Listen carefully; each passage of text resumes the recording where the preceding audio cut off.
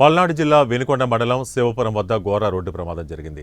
ఈ ప్రమాదంలో 4 కూలీలు, డ్రైవరు మరణించారు. ప్రకాశం జిల్లా ఎర్రగొండపాలెం మండలం గడ్డమీదపల్లి గ్రామానికి చెందిన వ్యవసాయ కూలీలు నరసరావుపేట వద్ద బొప్పాయి తోట కోతకు బొలెరో వాహనంలో వెళ్తుండగా ఎదురుగా కొబ్బరికాయల లోడుతో వస్తున్న లారీ ఢీకొనడంతో ఈ ప్రమాదం జరిగింది. 2 కూలీలు అక్కడికక్కడే మృతి చెందగా తీవ్రంగా గాయపడిన మరో 2 కూలీలను బొలెరో వాహనం డ్రైవర్ను వినుకొండ ప్రభుత్వ ఆసుపత్రికి తరలించగా అక్కడ మృతి చెందారు.